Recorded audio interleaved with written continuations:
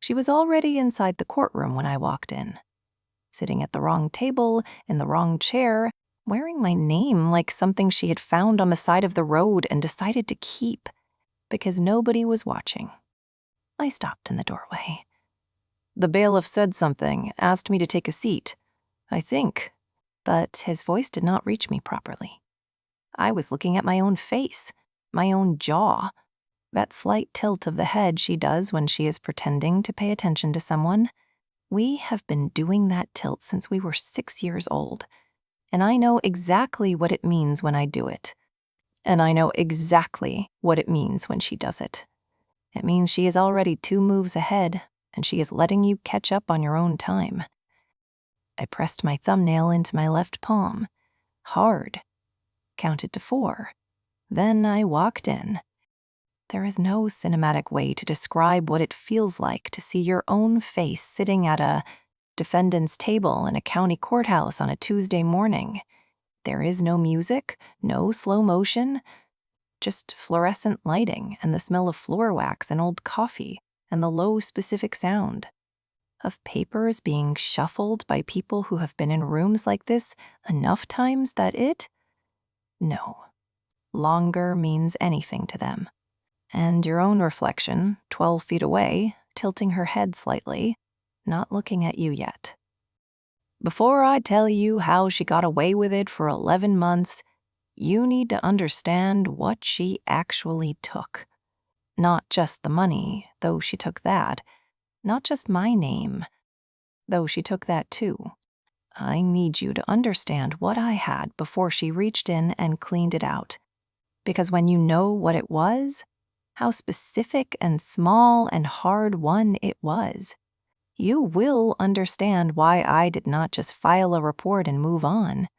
You will understand why I spent 6 weeks at my kitchen table building something that could not be argued with in any room, by any person, under any circumstances. I was not living a large life when this happened. I want to be honest about that up front. I had a 1-bedroom apartment in a mid-sized city, rented, nothing remarkable about it. Beige walls, a kitchen window that faced a parking structure, carpet that was slightly too thin for winter.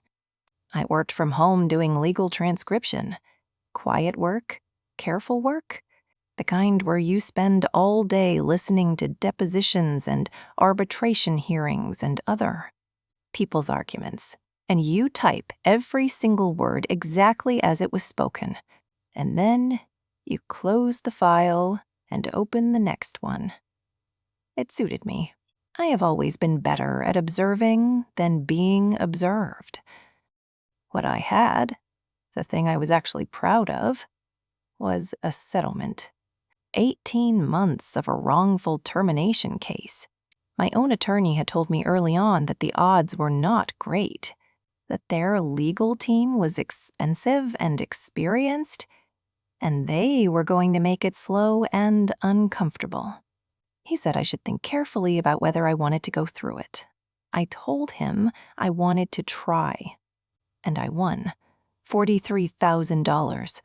My name on the wire transfer confirmation, my name on the bank notification, a number on a screen that represented a 1.5 years of patience and documentation, and sitting in rooms where people talked about me like I was not present and not reacting. I took a screenshot of the bank confirmation. I remember laughing at myself for doing it, like something a person does when they do not quite believe something is real. But I kept it because it meant that the next decision I made did not have to be desperate. It meant I could breathe. It meant, for the first time in my adult life, that I had something that was entirely, completely, unambiguously mine. I had not spoken to my sister in 6 years by then. 6 years is a long estrangement from anyone. From a twin, it is something else entirely. We are identical, have been since birth. And, for most of our lives, that fact was more complicated than people assumed.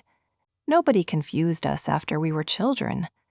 The problem was that we knew each other too well, the way only someone who has watched you your whole life can know you.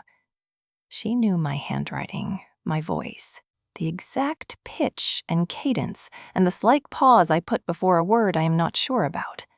She knew my mother's maiden name and my childhood address and every identifier that gets used to verify that you are who you say you are. And somewhere along the way, gradually and then all at once, she stopped using that knowledge the way a sister should. She borrowed money over the years, always with a reason, always temporary. She told people things I had shared with her in private, and when I asked about it, she said I was being oversensitive. She had a way of framing everything she took as something she deserved, and everything I kept as something I was selfishly withholding. After a while, I stopped being able to have a conversation with her that did not cost me something, and eventually, I stopped having conversations with her at all. 6 years of silence. She called once, about 8 months before all of this started, out of nowhere. Her voice on my voicemail, warm and careful, saying she just wanted to check in, make sure I was doing okay. At the time, I played it twice and thought maybe things had shifted. I did not call back, but I did not delete it either. I did not know then that she had been watching for months, waiting, calculating whether the settlement number was large enough to be worth what she was about to do. That voicemail was not reconciliation, it was reconnaissance. She was making sure I was still far enough away and quiet enough and disconnected enough that I would not be checking my accounts, would not be pulling a credit report, would not be paying attention. She called to confirm the coast was clear. The first sign was not the money. It was not even close to the money yet. It was a credit card I had never applied for.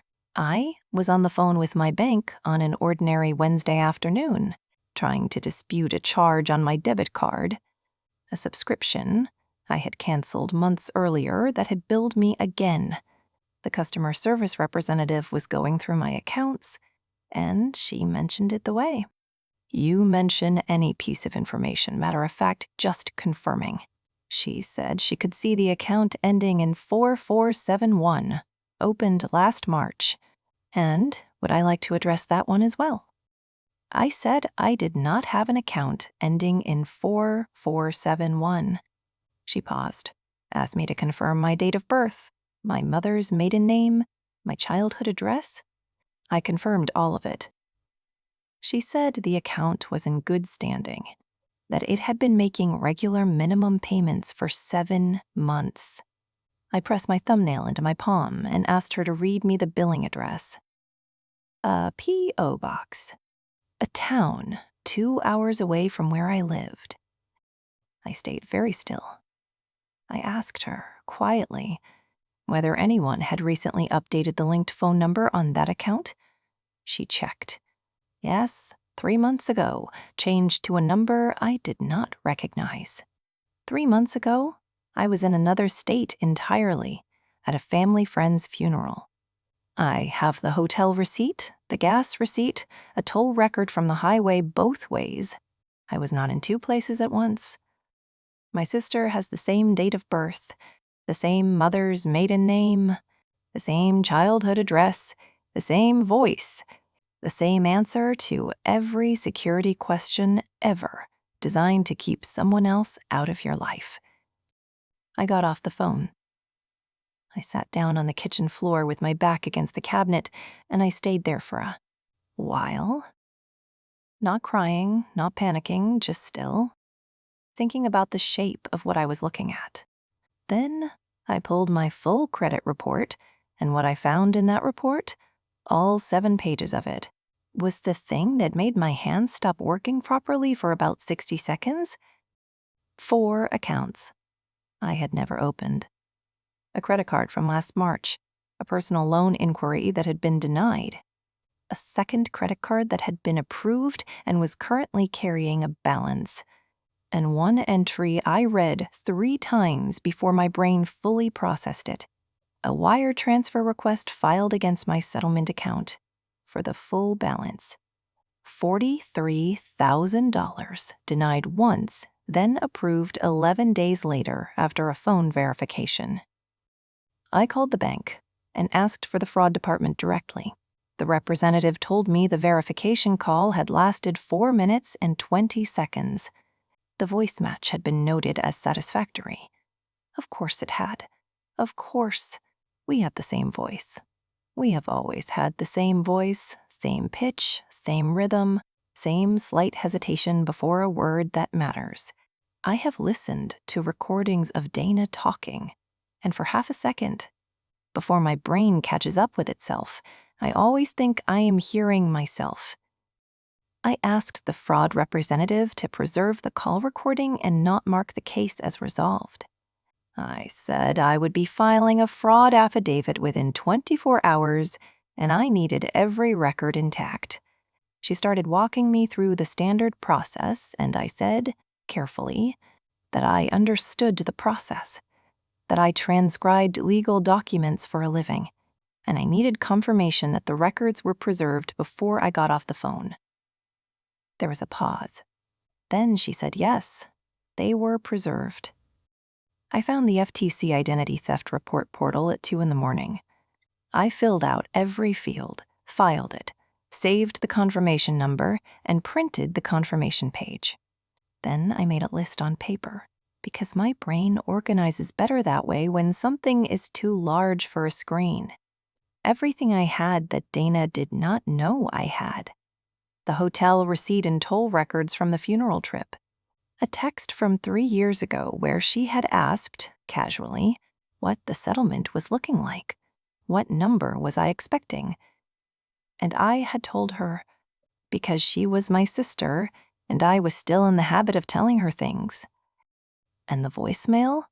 6 months ago, warm voice, careful words, just checking in. Just wanted to make sure I was doing okay. I played it again at my kitchen table. That night, and this time, I heard it differently. She had left it 4 days before the wire transfer request was filed. 4 days. She was making sure I was still quiet, still not looking. The voicemail was not concern. It was confirmation that I was still the person she had always counted on me to be. The one who faded, the one who absorbed things without making a scene. I wrote that down on my list, too. Then I closed the notebook and went to bed. I did not call her. I want to say that clearly, because I think some part of you is expecting that scene. The one where I pick up the phone and she answers and I finally say everything I have been holding for 6 years, and she goes quiet and it becomes something. I did not do that. I did not text her. I did not drive to that town 2 hours away and find the P.O. box and wait. I did not tell anyone in my family what I had found, because I did not know yet who she had already talked to or what version of events she had already placed in people's heads before I had a chance to say anything at all. I got an attorney instead. Not a family friend, not someone I found through a general search and chose because they were affordable. A fraud attorney, someone who had handled identity theft cases before, who knew what they looked like when they were built correctly and what they looked like when they collapsed in a courtroom because the documentation had gaps or the timeline had assumptions that could not be verified. I found her through the State Bar Association referral line on a Thursday morning, called, and told her in about 4 minutes flat what I had found. She let me finish without interrupting. Then she said something I have thought about almost every single day since. Do not touch her. Do not warn her. Let her keep going, because every transaction Dana made after I filed the FTC report was evidence. Every time she logged into an account that had my name on it, every purchase, every time she signed my name to anything, anywhere, for any reason, she was building my case without knowing it, and the best thing I could do was stay completely silent and let her. If you are still listening, this is where it turns. Because Dana had known me my whole life, and she had a very specific idea of who I was. The quiet one? The one who did not make scenes. The one who processed things privately and eventually accepted the situation as the cost of keeping some version of peace. She had watched me do that for years, and she had counted on me to keep doing it. She reached into my life and took $43,000 because she genuinely believed I was still that person. She was wrong. My attorney called what we were building an identity chain, a documented timeline that connected Dana, specifically Dana, by name and by evidence, to each fraudulent account, each address change, each forged signature, each unauthorized call. The chain had to be clean, no assumptions that were not verified, no gaps a defense attorney could walk through. Every link had to close. I spent 6 weeks doing specific things. The first was obtaining a notarized affidavit from the bank fraud investigator assigned to my case. She had been pulling records since my initial fraud report, and by the time we met, she had a file documenting the wire transfer request, the voice verification call, the prepaid device the call had been made from, and 11 other inbound calls to my accounts in the 14 months prior that I had not made. 11 calls. I went through the call log myself, line by line, date by date, and flagged each one. My attorney submitted the flagged log with the affidavit as a single exhibit. The second thing I did was request the postal address, change forms through a public records process. Those forms require a name, a signature, and a date. The first address change, the one that redirected my mail to the P.O. box, had been filed on a Tuesday. I have a time-stamped receipt from a grocery store in my city from that same Tuesday afternoon. Coffee and a rotisserie chicken and a box of crackers. Paid with my debit card at 3:47 in the afternoon. I was standing in a checkout line in my own city while someone 2 hours away was filing paperwork with my name on it. The third thing was obtaining a copy of the apartment lease Dana had signed using my identity. The property management company released it as part of the fraud investigation after my attorney sent a formal preservation request. It was 8 pages, her handwriting throughout, my name on the signature line of every page, my social security number in the tenant information section, my date of birth. My previous employer listed correctly from some conversation I no longer remember having. Some moment where I trusted her with a detail she filed away and kept. I read that lease twice, put it in the folder behind the postal records tab, and did not read it again. The fourth thing was the credit accounts. Both fraudulent cards had been used to make purchases over 14 months.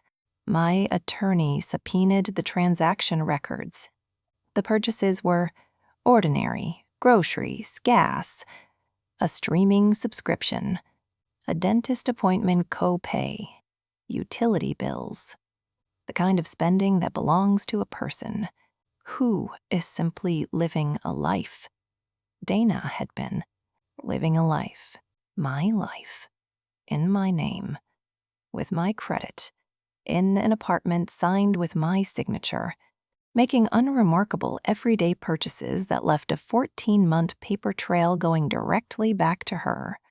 Each fraudulent account was a separate count, and my attorney used the word federal 3 times across our 6 weeks of meetings. Each time the way you say a word, you have been keeping in reserve. The fifth thing, and the one I think about most when I think about those 6 weeks, was the voicemail.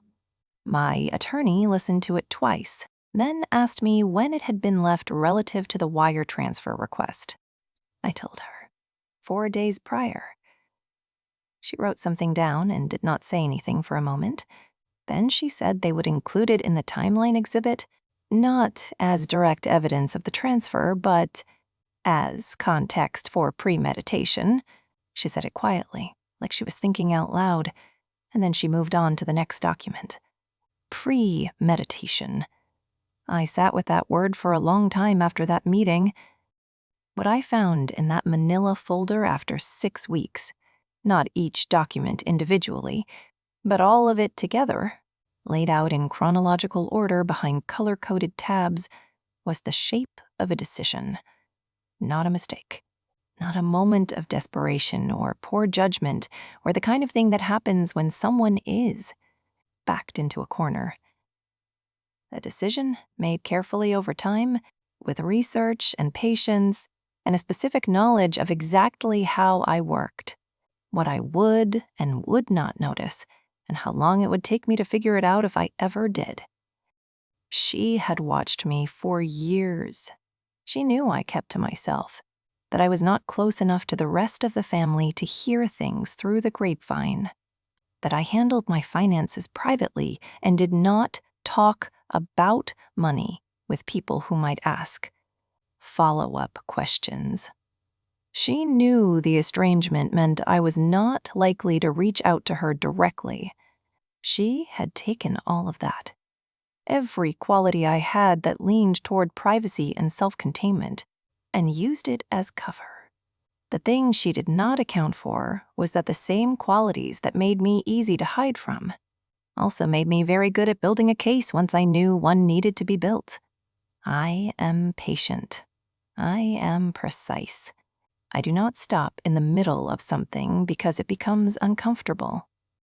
I spent those 6 weeks going to bed late and getting up early and sitting at my kitchen table with documents and a legal pad and a pen, and I did not contact Dana once. I pressed my thumbnail into my palm when the anger got too clean and sharp to think around. And then I went back to the documents. My attorney called me on a Wednesday evening at the end of the 6th week. She said the package was ready.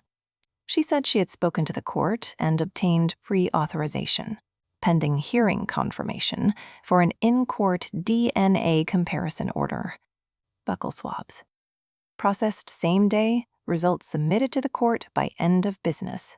She said the evidence was, for the 3rd time across our 6 weeks of working together, very tidy. I asked her when. She said Tuesday morning. I said I would be there.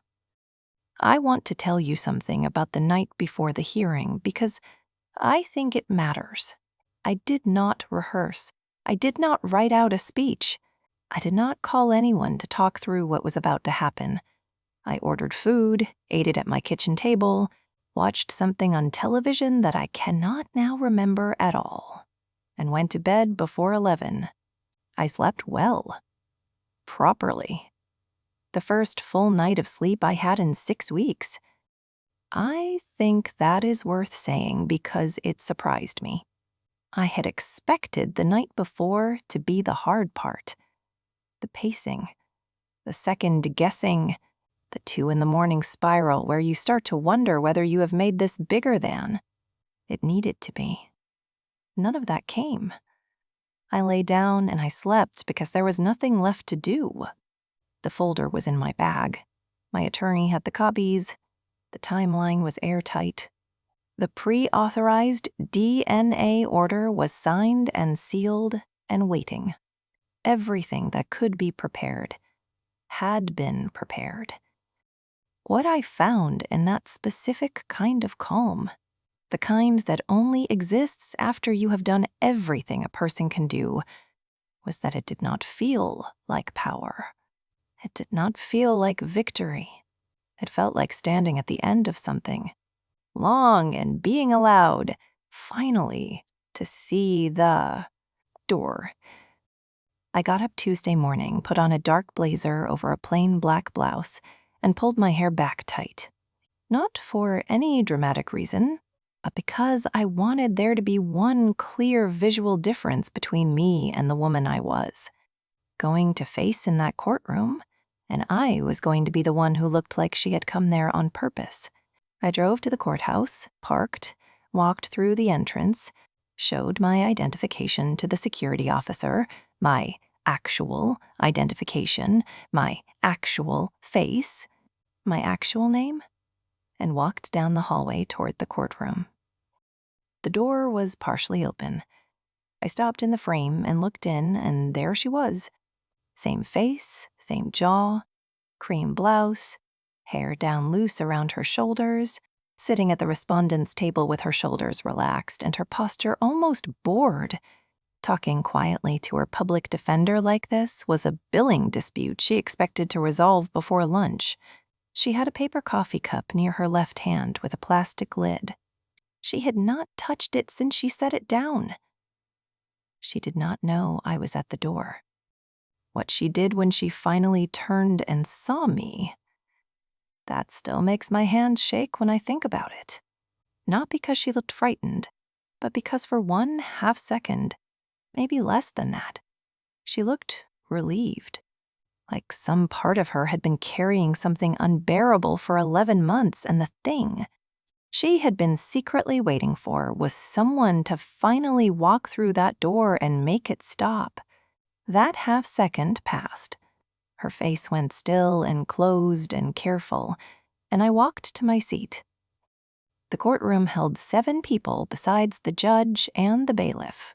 My attorney, sitting at the complainant's table with the manila folder open in front of her, first tab already turned back. Dana's public defender, a younger man in a charcoal jacket who had a yellow legal pad and a pen, and the particular expression of someone who has just begun to understand that the case he was handed is not the case he thought it was. A fraud investigator from the bank, a woman in a gray blazer who had driven 2 hours that morning and had her own folder on her lap, thicker than she had needed to bring. But she had brought all of it anyway. A detective from the county financial crimes unit sitting in the second row with a notepad and an uncapped pen resting against his knee. And 2 people from Dana's life who had clearly been told something very different about what they were walking into.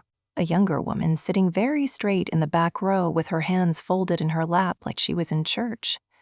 And a man in a collared shirt who might have been a landlord or a neighbor or just someone. Dana had called at the last minute because she needed a warm body in that room that still believed her version of events. The room smelled like floor wax and recycled air, and the particular staleness that comes from a space where difficult things happen every day and nobody opens the windows. Dana was at the respondent's table with her back mostly to me. She had not looked toward the back of the room again since that moment in the doorway. She kept her eyes on her attorney, or on the surface of the table, or on the judge's bench. The untouched coffee cup sat near her left hand. Her shoulders were held differently now than they had been when I first saw her. Not relaxed anymore, not bored, still. The kind of stillness that is not calm. I watched her the way I have always watched rooms. Quietly, without moving much, noting things. My attorney set the manila folder squarely on the edge of the table and opened it to the first tabbed section. That small sound, cardstock against cardstock, the soft knock of the folder spine against the wood, was the clearest sound in a room for a moment. The judge called the hearing to order. My attorney presented the timeline first. Not dramatically, because she is not a dramatic person, and that is exactly why I hired her. She presented it the way you present something that does not need help, methodically, one document at a time. Each date corresponding to a piece of physical evidence that had been verified and notarized, and was now sitting in front of a judge. The date the first fraudulent credit account was opened. The date the postal address change was filed, cross-referenced with my grocery store receipt from the same afternoon, placing me 2 hours away. The date the phone number on my bank account was updated to a number registered to a prepaid. Device purchased in cash. The date of the wire transfer request denied. The date of the voice verification call, 4 minutes and 20 seconds. Voice match noted as satisfactory. The date the transfer was approved. $43,000. Gone in a single business day after a phone call made by someone with my voice. Dana's public defender objected twice during the timeline presentation. The first objection was on relevance grounds, the second on foundation. Both were overruled before he finished the sentence. The bank fraud investigator was called to confirm the call records. She stated, under the judge's questioning, that the voice verification call had been made from a prepaid device purchased at a retail location in cash, approximately immediately 2 hours from my city, on a date I had a verified alibi for. The financial crimes detective uncapped his pen and began writing, and did not stop for the rest of the hearing. Then my attorney requested the DNA order. She stated it plainly, the way she stated everything. Given that the respondent and the complainant are identical twins, and given that the respondent's public defender had indicated a potential mistaken identity, defense in pre-hearing filings, the complainant requested that the court order an immediate in-court DNA comparison, buccal swabs, processed same day at the county lab, results submitted to the court by end of business. The order had been pre-authorized by the judge 2 days prior. My attorney slid the signed document across to the clerk without ceremony. Dana leaned toward her public defender and said something too low to hear. He wrote something on his legal pad and showed it to her, and she looked at it and looked away. The judge asked if the respondent wished to contest the DNA order. The public defender said they did not contest. In the back row, the younger woman, the one sitting very straight with her hands folded, shifted in her seat. Small sound, the creak of a chair under a person who has just recalibrated something. My attorney turned toward me and gave one small nod. I had asked her, 3 days before the hearing, if I could address the court directly, just once. 30 seconds, maybe less. She had requested it, and the judge had approved it. I stood up. I did not look at the judge. I did not look at my attorney or the bank investigator or the detective with his uncapped pen. I looked at Dana. She was already looking at me. I think she had been looking at me from the moment. My attorney nodded, maybe before. Her hands were flat on the table on either side of the untouched coffee cup. Her shoulders had changed again. Whatever stillness she had been holding had shifted into something that looked from the outside, like composure, but was not. I know what her composure looks like. I have known it my whole life. This was not it. This was the thing underneath composure. The thing that composure is built to cover. I spoke slowly. I was not reading from notes. I had not written notes. You knew my voice. You knew my handwriting. You knew my social security number and my mother's maiden name and what the settlement was going to be before I did. You knew all of that because I trusted you. And I want you to know, in front of this judge, in front of these people, that I kept everything. Every text, every voicemail, every receipt for every day. I was not where you said I was. I kept all of it. Because I always knew, somewhere, that you would do something like this. I just kept hoping I was wrong. I sat down. The room held that for a moment. Not silence exactly. The detective was still writing. The clerk was typing. The ventilation system hummed steadily overhead, but nobody spoke. The public defender looked at his legal pad. The bank investigator looked at Dana. The man in the collared shirt had both hands flat on his knees and was looking at a point on, the wall slightly above the judge's head, like he was trying to find something to focus on that was not any of the people in the room. Dana did not say anything. She looked at my face, her own face. The same jaw, the same eyes, the same slight tilt we had both been doing since we were 6 years old. And she said absolutely nothing. Her mouth did not move. She did not look away. She just looked at me with an expression I had never seen on her before, and that I have spent a lot of time since trying to name accurately. It was not guilt, exactly. It was not defiance. It was something closer to recognition. Like she was seeing for the first time the version of me that had existed in that apartment for 6 weeks with a folder, and a legal pad, and an attorney's phone number. Building something she could not dismantle, like she was meeting that person for the first time. The buccal swabs were administered by the court officer at 11:42 in the morning. Dana's first, then mine. Both labeled and sealed in front of the court, sent to the county processing lab under court priority order with a same-day result requirement. The results came back at 4:51 that afternoon. Confirmed.